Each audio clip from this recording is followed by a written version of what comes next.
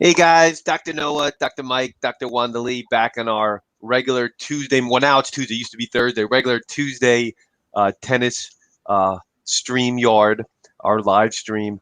And today we're going to talk about exercise in the context of helping you lose weight, which, is a common theme for everybody. Everybody wants to lose weight, but there are some things, and there's about five that you can do uh, uh, to help supercharge that. And this comes directly from our BYWG blog. So if you'd like to read a little bit more and check it out, please go to the website BYWG blog and check it out there. But Mike, you're the exercise physiologist in this group. What do you have to say about some tips to help lose weight while you exercise? Well, the biggest one is to be consistent. Nothing replaces consistency. And if we're looking at building blocks and trying to make a solid foundation, consistency is by far the biggest of the building blocks that people need to help them lose weight, to help them just be healthier. And the next one, and we'll add one in, is to start moving.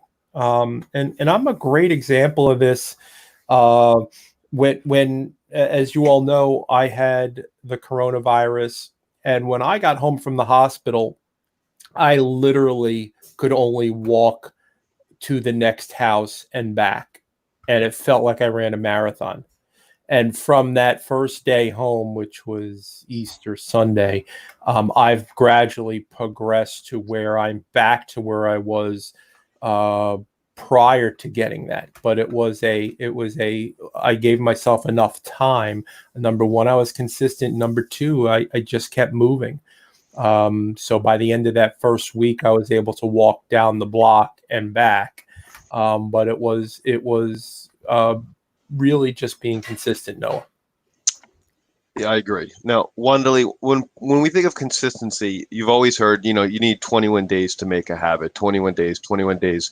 More recently, after my reading his book and interviewing him, Bo Eason does 66 days. What is your thought on turning something into a habit and making it consistent? Well, I think if you can possibly, schedule, make it's especially if you're trying to do workouts at home, whether you're trying to do your something on your own or whether you're going for a walk, whatever it is, treat it like a commitment that you're making to somebody else, that you're going to show up at 7 p.m. till 8 p.m. and go for your walk, or you're going to show up at 9:30 in the morning and you're going to do this, and keep that commitment to yourself the same way you probably would if you had an appointment with somebody else, or an appointment with a personal trainer, or a class that was scheduled at the gym. But if you can regiment that a little bit, it makes it easier than trying to squeeze that into your day, where you say, yes, I'm going to walk every day, but you really don't have a plan for implementing that consistency. So that would be my suggestion, and try to be as consistent. We even do that at the office with booking patient appointments. If Tuesday at 2:00 is a good time for you, why wouldn't all your appointments be Tuesday at 2:00 when you're, at that just makes it easier to remember, lets you book other things in your life around it, and it just makes it seem easier to get it done.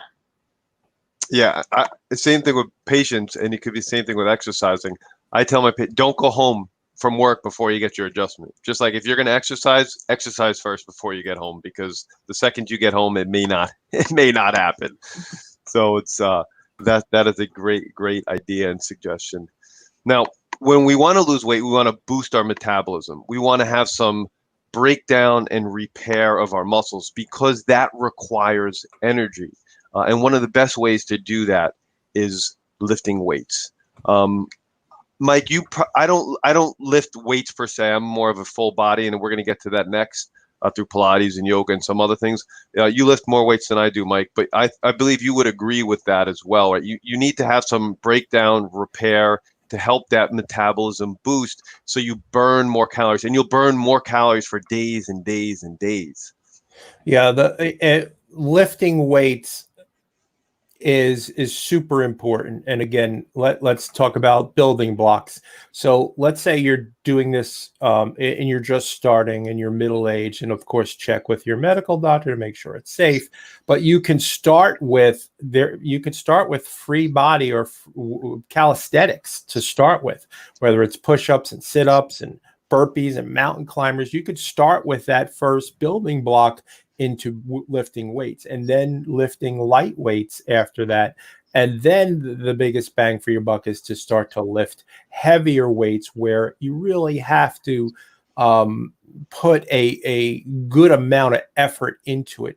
I'm sure you've all seen people go to the gym on a regular basis, but they don't seem to, their body isn't changing. It doesn't look like they're doing anything different than they did before. And that you've got to make the body adapt. That's what keeps us, that's what allows us to age gracefully.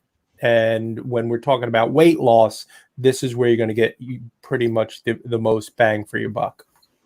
Wandalee, from a women's perspective on weightlifting and that breakdown, that recycle, what are your thoughts?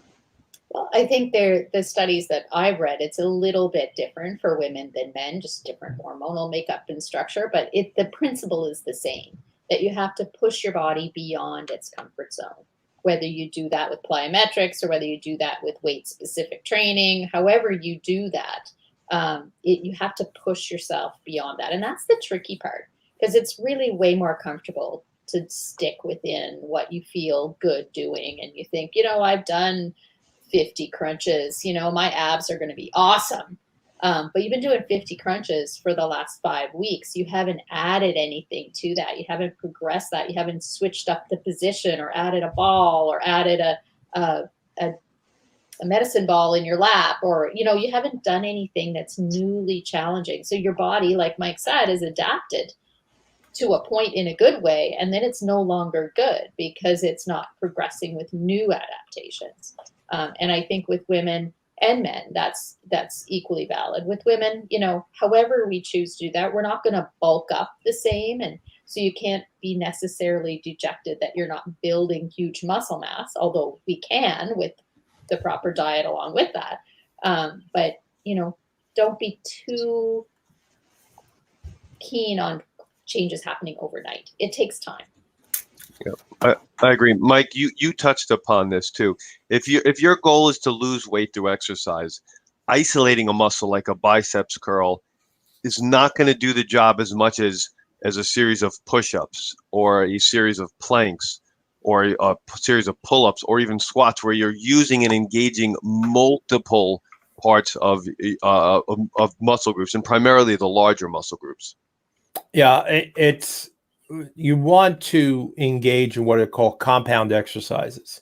So a bicep curl is just one, basically. It's not compound. It's called a simple exercise. A squat, a deadlift, a clean and jerk, more of the Olympic style lifting. These are all compound exercises that engage the whole body.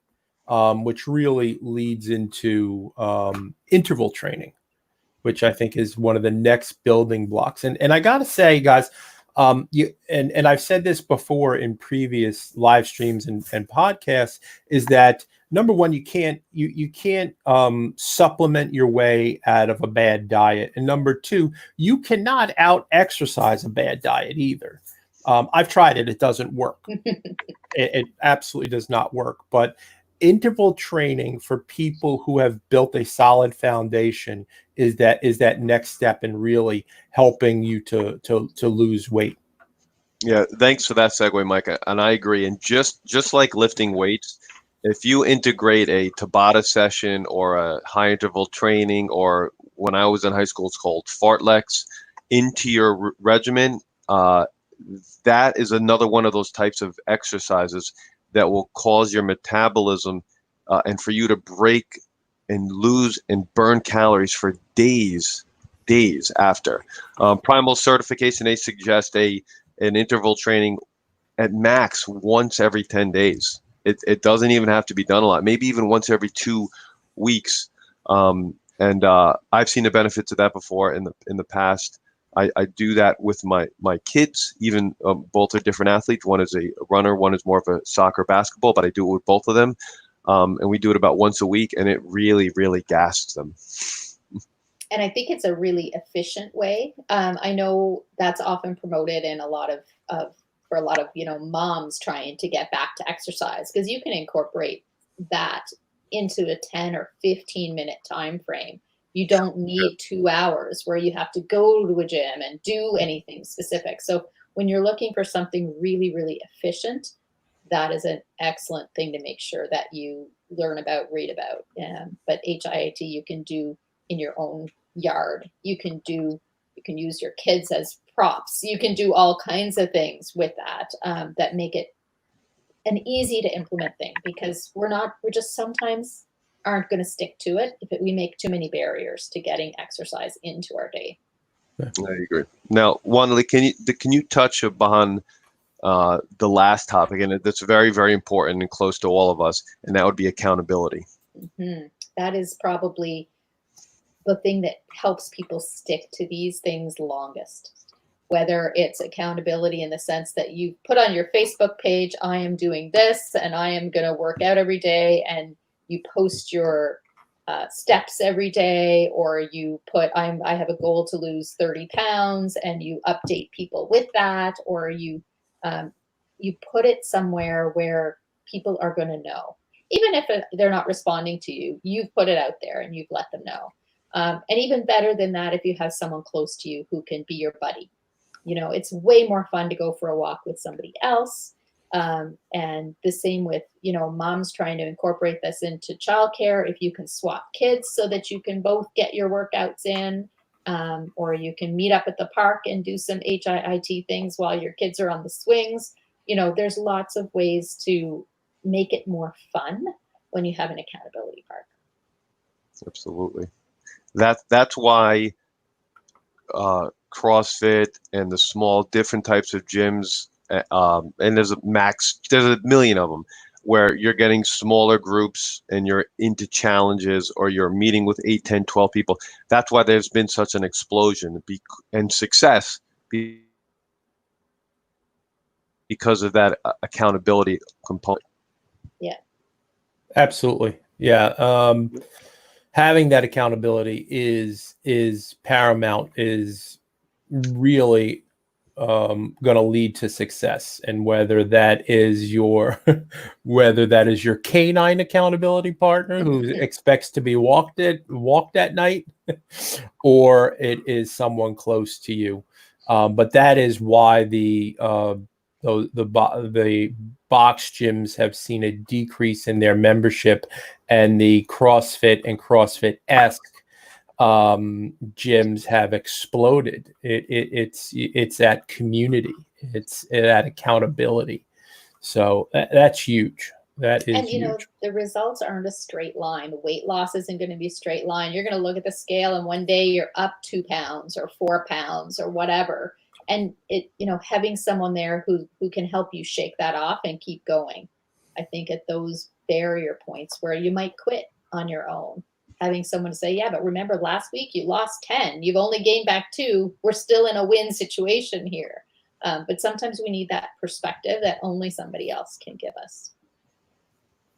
Totally agree. So if you want more, check out our blog. Please post if you have a habit or a suggestion that can help our patients lose weight through exercise. Please leave it, and be awesome and never unawesome. Bye, guys. Bye.